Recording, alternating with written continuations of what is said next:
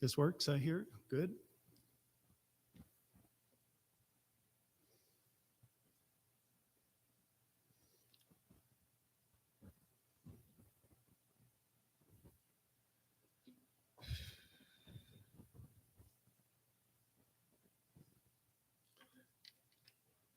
Welcome, everyone.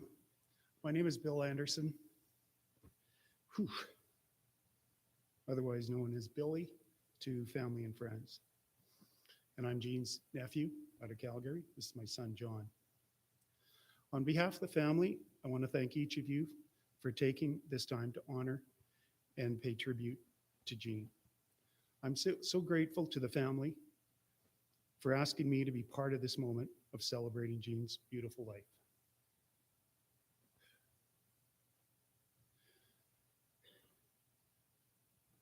This celebration of life is meant to celebrate the joy, love, and impact that Jean has had on those around her, including her 4 children, Glenn, Sharon, Donnie, and Miles, and their wives, Chris, husband Paul, oh my goodness, Lynn, and Tracy, and as well as their 2 grandchildren, Ayla and Daniel, and her great-grandchildren, or great-granddaughter, Jovi, along with grandson Alex, and as well, along with her extended family of relatives and many friends. I want to start off by reading a poem that I recently came across that resonated with me for this very moment. Some of you may have heard this in the past. Train of life. At birth, we boarded the train of life and met our parents, and we believed that they would always travel by our side. However, at some station, our parents would step down from the train, leaving us on life's journey alone. As time goes by, some significant people will board the train, siblings, other children, friends, and even the love of our lives. Many will step down and leave a permanent vacuum. Others will go unnoticed, and we won't realize that they vacated their seats. This train ride has been a mixture of joy, sorrow, fantasy, expectations, hello, goodbyes, and farewells. A successful journey consists of having a good friendship, relationship with all passengers, requiring that we give the best of ourselves. The mystery that prevails is that we do not know at which station we ourselves will step down. Thus, we must try to travel along the track of life in the best possible way, loving, forgiving, giving, and sharing. When the time comes for us to step down and leave our seat empty, we should leave behind beautiful memories for those who continue to travel on the train of life. And let's remember to thank those who made this a wonderful train ride. So I'm so grateful I was on Jean's train for 64 years. Jean's stop was her choice, for her to step down from the train. She left so many great memories, and we're so grateful she left on a high note, being able to say goodbye to many of us and knowing she was leaving to be in the arms of her loving sisters, Eva, who is my mom, Fern, and Irene. When Jean first got out on the train, her life was not easy. At 4 years of age, she, along with her sisters, were placed into an orphanage as her mother just could not make ends meet. The orphanage was in Fort William, Port Arthur, which is now known as Thunder Bay, and was in fact a residential school, as there were no other options for them back in the 30s. Jean shared numerous stories of the pain and suffering she and her sisters experienced. It was not nice.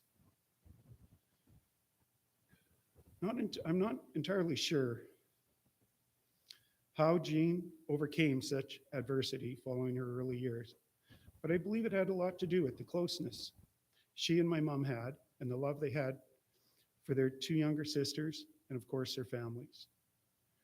Their togetherness enabled them to navigate and conquer the challenges throughout life, always positive, full of life, love, and laughter. Their glasses were always half full rather than half empty. So let's talk about Jean's journey beyond the residential school period. I spent a lot of time with the Horton family over the summer holidays or Christmases at 1237 Waller Avenue. These times are always a high point for me, considering I lived in a small town in northwestern Ontario. It was great getting into the big city and being with the Horton clan. Over those years, Auntie and I developed a bond that became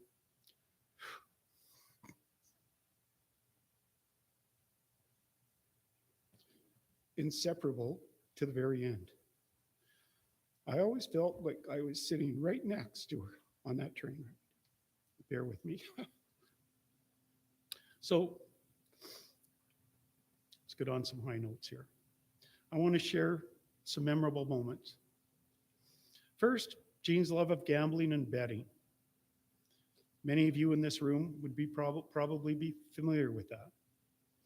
Three dear friends of Jean's, Kathy, Claire, and Jill, who I believe are in this room today, asked me to share this story. October of each year, Jean would join the three of us for a trip south of the border to the Shooting Star Casino. Our trips were full of laughter, drinking, and gambling. There was one time that Kathy was just walking around and Jean stopped her and said, "Look, Kathy, I won $99." Well, Kathy looked closer to the machine and said, "No, Jean, you actually won $1,000." So we all had a good chuckle on that. The last couple of times that Jean joined us, she was using her walker. She would meet for lunch, or we'd meet for lunch, and during the day at a certain spot, talk and have a drink together. When we'd say, okay, it's time to get back playing, she was gone so fast to her favorite machine. We could not walk fast enough to follow her. She also had some favorite sayings, which many of us are familiar with. She'd say, "Are we there yet?" Or, "Oh, this is a favorite, oh, you cheeky brats." When Claire started coming with the group, they would not share a room, but they would play the same game, the 5-cent poker machines. They would not sit still, but they would not sit together, but they would watch each other's machines when they had to go to the washroom or to get a drink.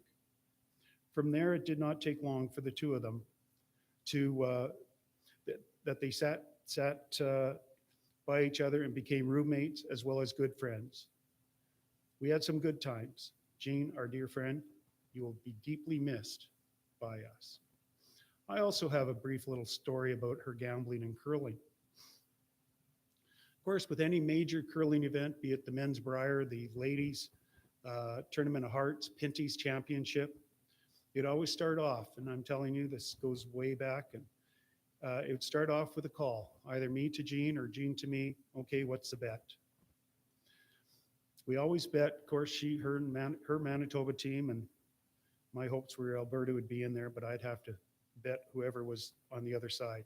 We had so many bets going, it would get to the point that I had no idea how much money we owed each other. But rest assured, Auntie knew exactly how much I owed her. In the end, Jean won. Whew.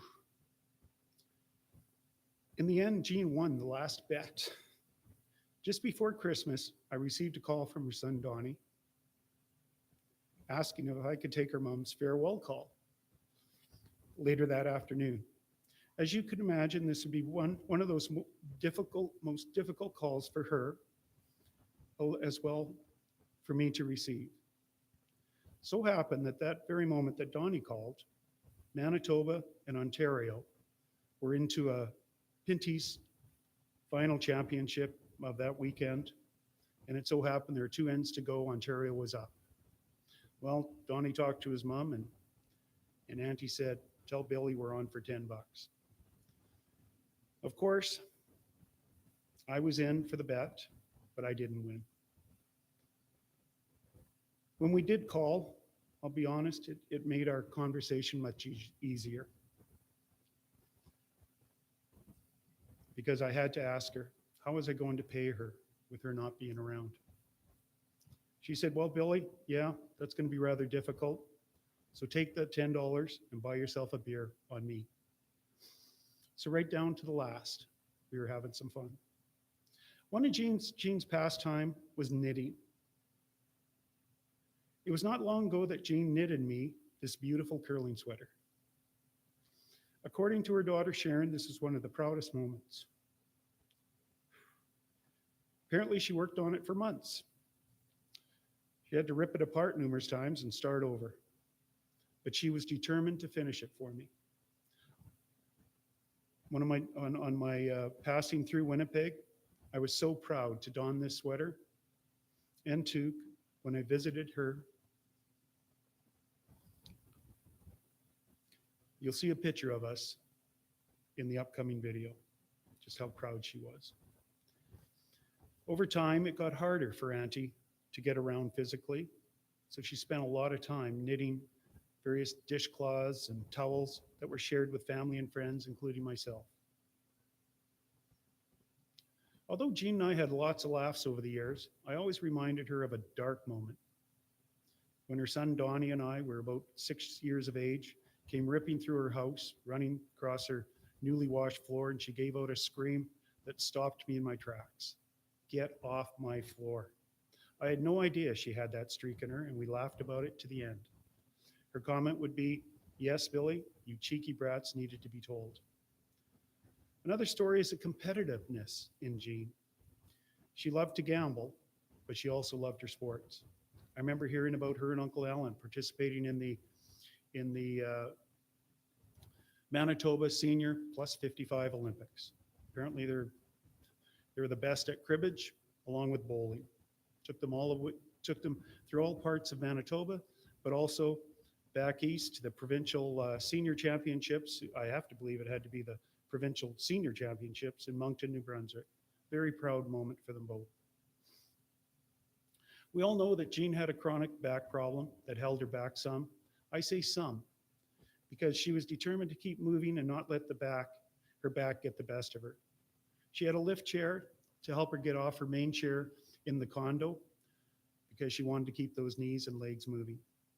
She loved to walk outdoors. Off she'd go for long walks, sometimes stopping to visit her dear friend Marlin. Those short legs of hers could motor. But the kids, they also had a little bit of fun with those short legs. They said that it was very difficult to walk in parking lots because they just couldn't find her. She was just so short. They'd also be, when they go shopping, was a nightmare because once again, they'd lose her. She was just too short. Poor Jean. I had the opportunity to just see how fit Jean, along with my mom, were when they visited me in Calgary one summer. I was running a 10K marathon in Banff and challenged both of them to the 3K portion of the marathon. Although they'll tell me that I coerced them, they took on the challenge, put on their Melissa's t-shirts, racing or marathon shirts along with their race numbers, and took to the race. There was a point that I honestly thought that they bailed halfway through the race as they were nowhere to be seen. But after some fretful moments that lasted what seemed to be a lifetime,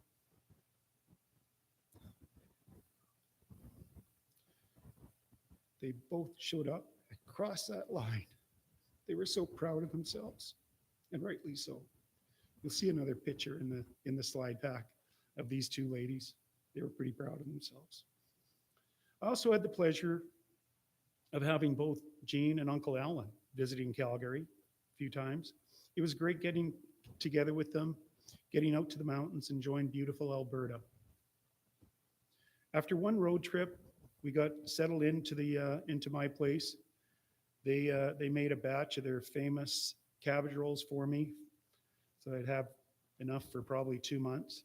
So we settled down, and in the evening enjoyed some nice wine, some good scotch, and a cigar. I was not going to share this story, but someone was taking pictures and word got out. So you'll see a picture in the slide pack of these two and their shenanigans at my place. Through some recent chats with the family, I learned Auntie could drive. I really never thought that she could drive because I never saw her drive. But I'm not too sure how that was so, because she had to get to work and do her shopping. but I just didn't know. It was a surprise. But once I started to hear some of the events of her driving, I'm surprised that they let her drive.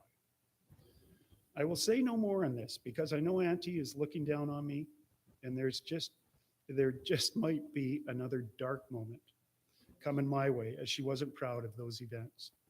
If anyone wants to know anything more in these driving events, talk to her son Glenn after the ceremony. Okay, one last little tidbit about Auntie Jean.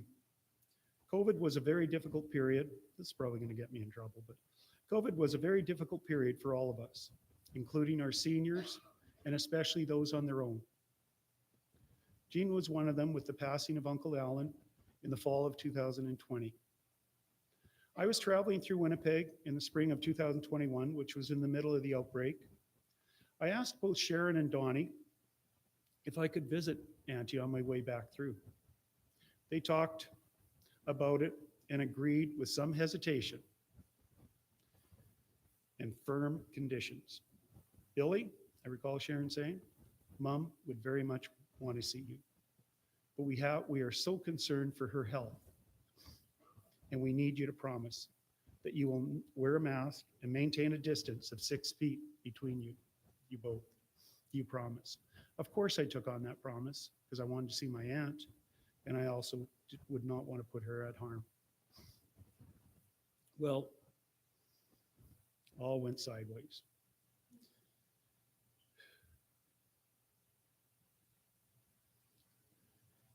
And Auntie met me at the door. I was, of course, wearing my mask, trying to stay a distance, but Auntie, with her stroller, had one look at me at that door and said, Billy, get that mask off and give me a hug. I really tried, Sharon. But there was no hope. It was a moment I'll never forget. At the end of the visit, I did tell Auntie that she needed to keep this between her and us, her and me, as Sharon and Donnie would never forgive me. She looked at me with the most serious look, swiping her fingers across her lips, and she said, Billy, this is our secret, and they will never know. We did have a good chuckle. I spoke earlier of Jean's sister, Irene. Irene was 6 months old when placed into the residential school, along with the other siblings. She was quickly scooped away, never to be seen again.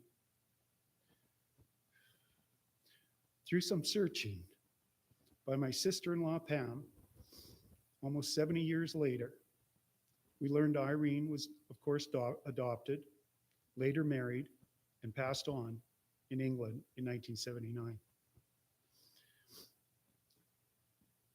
Through numerous Skype calls to Irene's son, one of the sons, Gary, he and his wife made the most memorable moment for Jean by traveling here to Canada to meet up with Jean and our entire family. This, of course, brought closure for Jean as she missed her youngest sister dearly, spoke of her so often. As we celebrate Jean, we need to remind ourselves this is a surreal moment for the family, as I know they're dealing with raw heartache in their mom's passing. That only time will lessen the pain. For these folks, it must seem like just yesterday that they were talking with a very vibrant, loving, caring person, full of laughter and looking forward to her next win at bingo. Saying goodbye to her, I'm sure was not easy. Our hearts are with you. In closing, the family have asked that I share a couple tributes to their mom. This is from Glenn.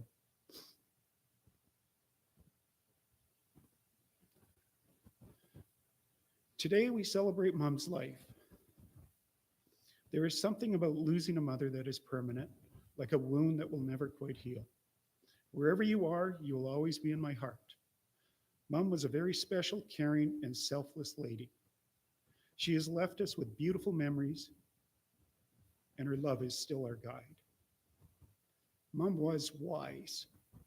My wife, Chris, and I used Mom's guide several times throughout our marriage and raising our son. Her many trips to Nova Scotia provided us with much love and reassurance that we would survive being so far away from home. During those visits, we played crib and other card games every single day. She sometimes needed help with adding up her points, not so much because she couldn't add, it's because she liked to win. She did get a 28-point hand in crib once, and she never let me forget it. Mom, throughout my childhood, you were my champion. You always told me to be strong. You encouraged me to be the best I could be, whether it be riding my bicycle, then motorcycle, skating, playing hockey and baseball. You always taught me a, oh, you always taught me an incredible ethic, which I can proudly say I carry with me to this day. You taught me to use humor to deal with certain situations and let things roll off my back. You taught me to be a good husband and father. The bad news about your passing is that time flies and I miss you. The good news is that you were your own pilot, and that took courage and strength. You ensured that your children had time with you near the end to share your love and your advice to love life. I encourage all of you here today to embrace each day and love life as Mom did. In closing, here's a short poem written by my wife, Chris. I have a reliable source in heaven, my own mother, who tells me flowers grow everywhere in heaven. If I were there, I would pick a bunch for you. I would place them in your arms, Mom, and tell you they are from all of us. I would tell you that we love and miss you. And when you turn to smile, I would give you the biggest hug and place a big kiss on those cheeks of yours. Thank you for being the best mother-in-law and being a mom we could always look up to. Glenn and Chris. Tribute from Sharon.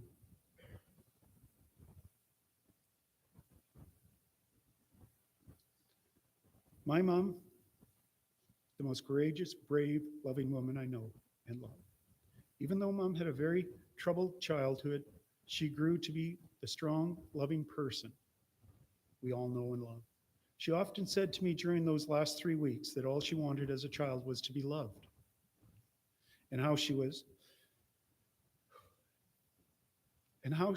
so grateful that as the years went by, she found that love in her family and her many friends.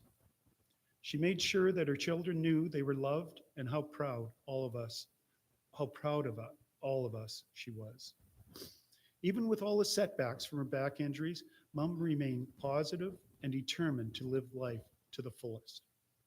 It was after this final injury that she just didn't have it in her anymore. She was tired and knew she didn't have the strength to pull through. She made peace with her decision, and with her love, helped us to say goodbye. Mom, we will miss you every day. Heaven's gain is our loss, but heaven will never be the same with you and Eva reunited. I love you lots, Mom. Sharon. To sum it up, I believe those of us that were fortunate to have been on the same train as Auntie Jean are richer in so many ways. She has left us with so many great memories. We love you, Jean, and we'll miss you. So once again, thank you for being here. This concludes a portion of the tribute to Jean. The live streaming will stop at this moment and we'll begin with the video clip. Following the video, we ask that you join the family in the next adjoining room for some coffee, tea, and a small lunch. Thank you.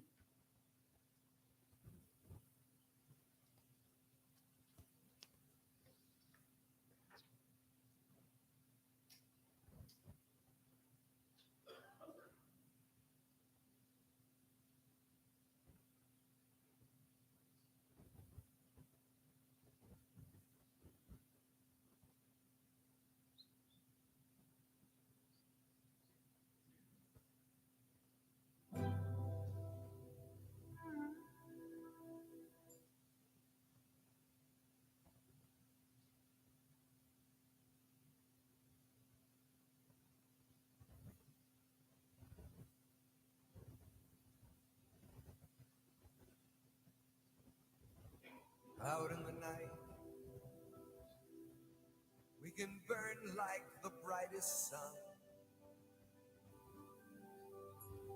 out in the night.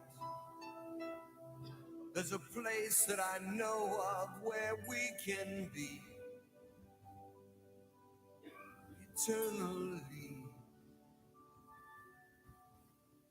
forever one.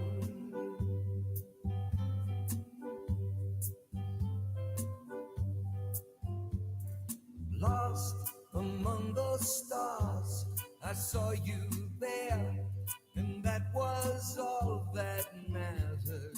You and only you among the stars, and nothing else would matter. Lost among the stars, I saw your face, and I knew that was where I'd always want to be.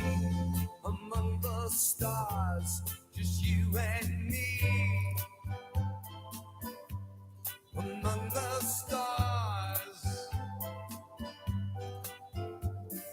love can be like that, can take you up or burn you out so badly. Lost among those stars, that summer night when love will take you when you're least prepared to go. I can't forget, I love you so. Out in the night, we can burn like the brightest sun. Out in the night, there's a place that I know of where we can be eternally, forever one.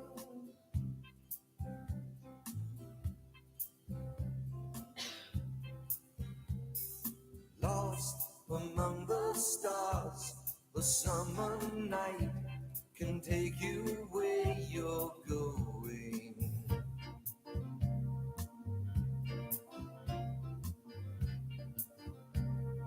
Lost among the stars, the summer night can take you where you're going.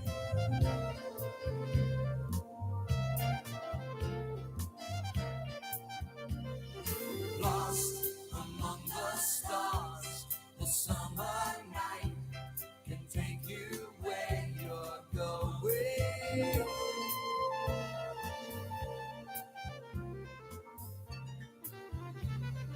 Lost among the stars, the summer night can take you where you're going.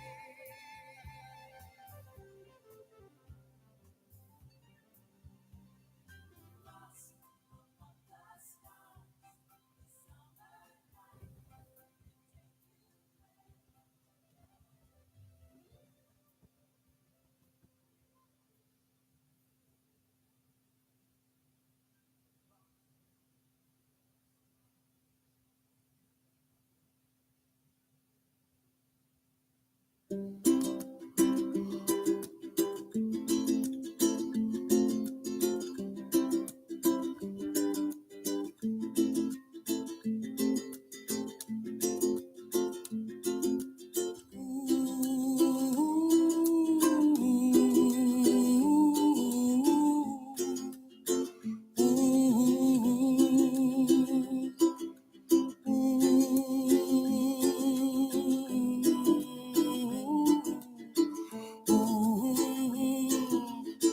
Ooh,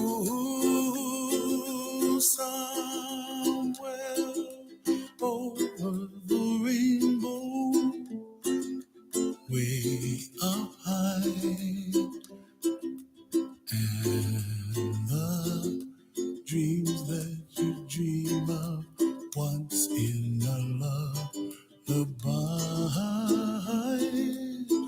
Oh, somewhere over the rainbow, bluebirds fly,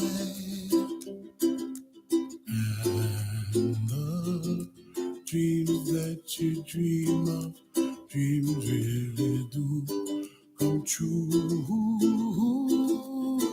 Ooh, someday wish upon a star, wake up where the clouds are far behind. Be where trouble melts like lemon drops, high above the chimney top. That's where you find me, oh, somewhere over the rainbow. Bluebirds fly, and the dream that you dare to, oh, why can't oh, someday I wish upon a star, wake up where the clouds are far behind. Be where trouble melts like a lemon drops, high above the chimney top. That's where you find me, oh, somewhere over the rainbow, way up high. The dreams that you dare to, why, oh, why can't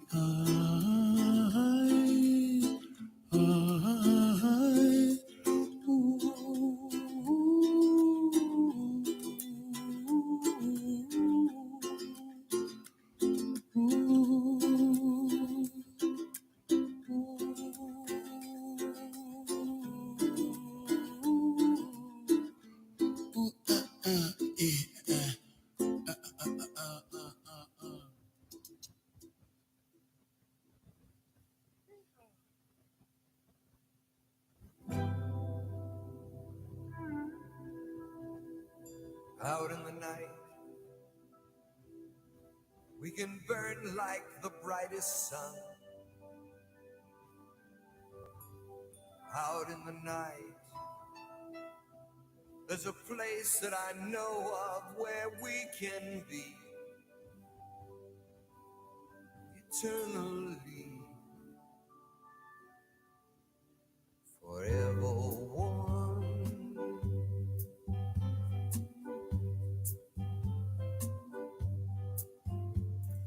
Lost among the stars, I saw you there, and that was all that mattered.